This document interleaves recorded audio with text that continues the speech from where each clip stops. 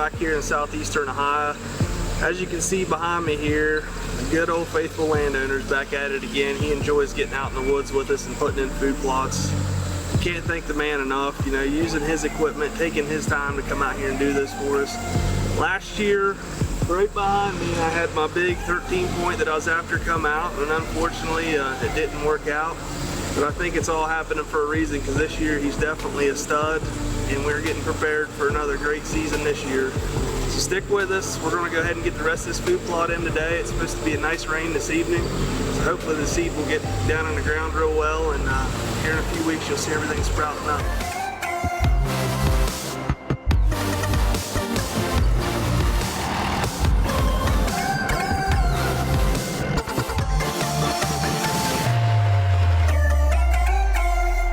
This is a place last year on Elijah's birthday that it all went wrong. I mean, he had his biggest buck on trail camera, marched right into the food plot, 34 yards, broadside, missed.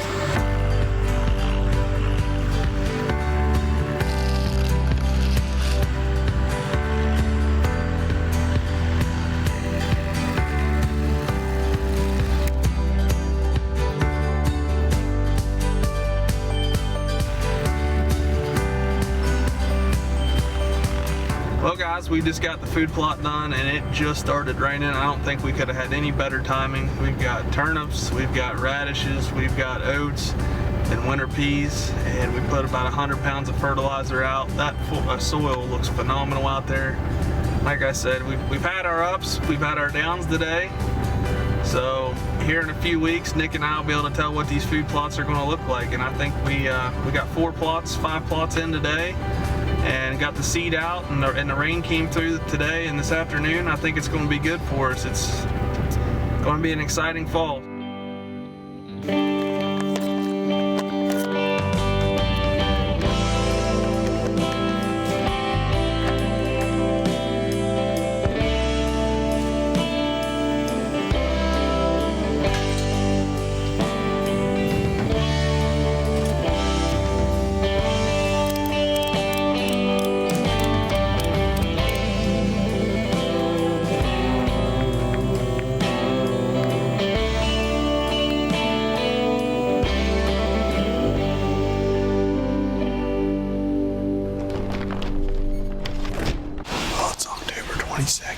I'm sitting here in southeastern Ohio, set up on the back edge of my turnip and radish plot.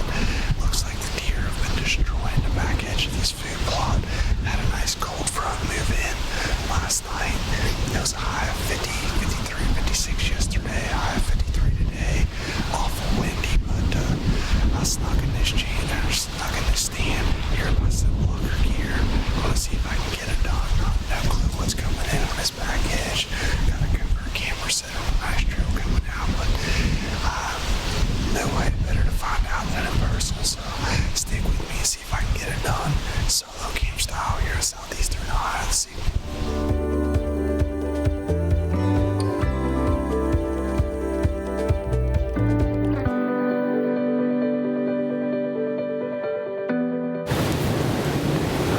Well, we got about 45 minutes, 30 minutes before dark. Haven't seen any deer yet. It's still extremely windy out. I don't see a lot of deer moving typically when I hunt. It's just windy, but you never know. Temperature dropping like crazy. Definitely not used to this cooler weather. But it's exciting now. It's getting closer and closer to the best time of the year to run. I don't know if that's him or something coming off the hill.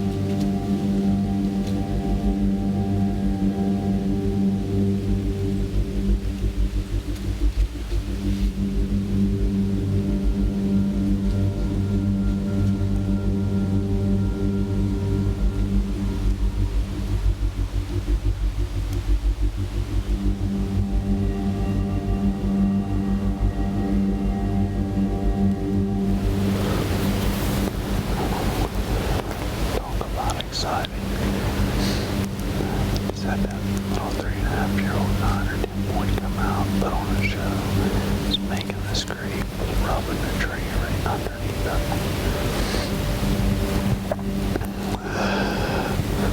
We're running out like quick, but that big boy shows up. That's pretty cool.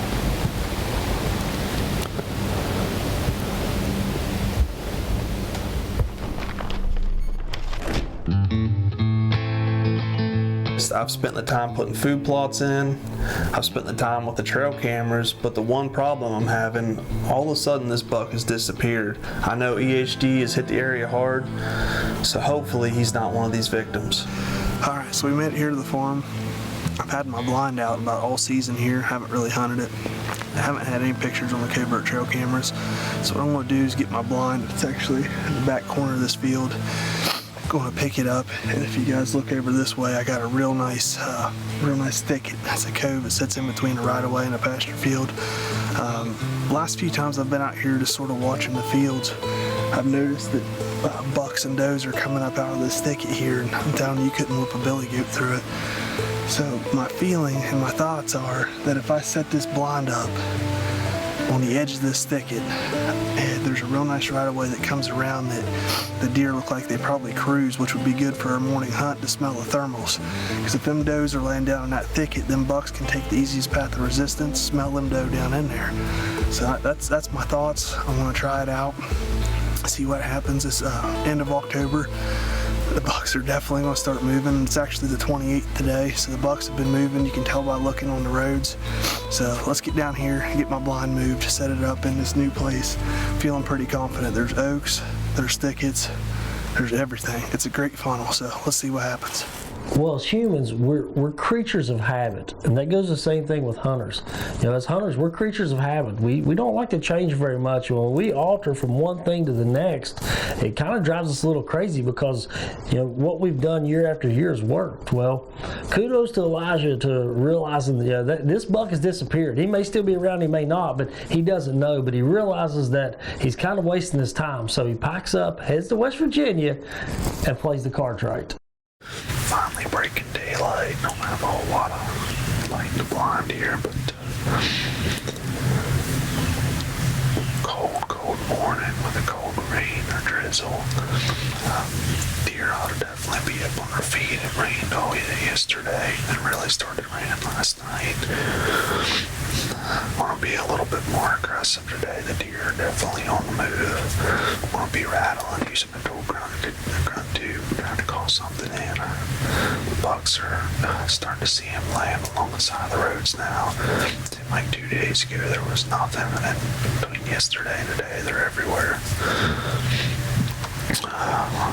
Hopefully we have an exciting day. I'm out here solo filming this morning, and Ricky's meeting up with me about midday. We're going to go hunt one or two places, a food plot, or one heck of a pinch point going back into a thicket. So stick with me. You never know, I might get it done here solo cam style this morning. Could be interesting, so see what happens, and hopefully that'll lead / area just getting it done.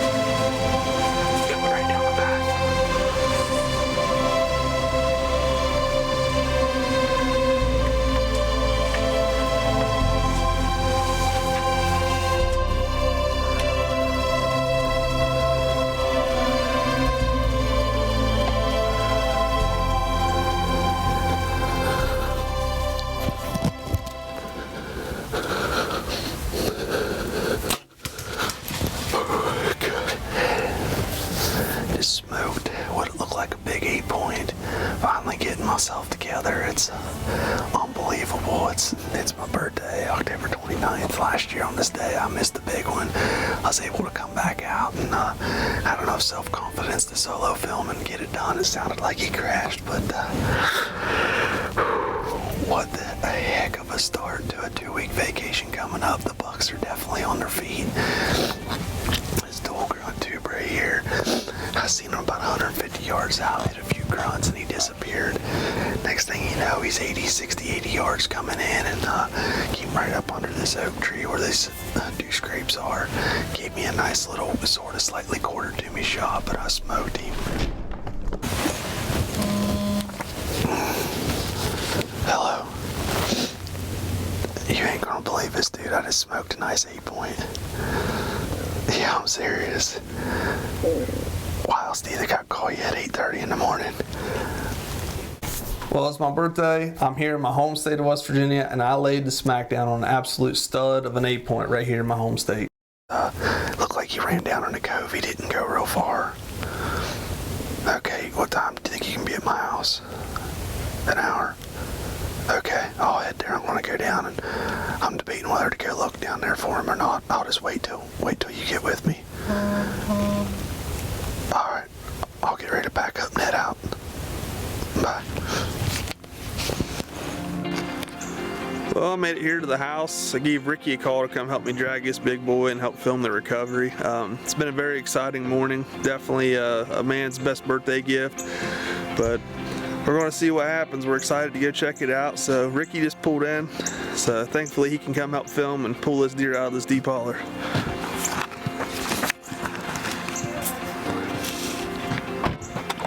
I got my tracking clothes on. We're going to look good doing this, let me tell you. He told me it was a dinner date, but I guess we're going to go find a dead deer. So, man, I'm happy for you, bud. That's awesome. We're going to go get this thing out of the woods. Okay, as you guys can see behind me is my blind. I literally just set this thing yesterday. What I really liked about it is there's a power line right away, and there's a nice little lip down here that they can cruise around the top edge of this big thick cove. Perfect for bucks checking thermals early in the morning. I'm gonna head down in here and go find this big boy.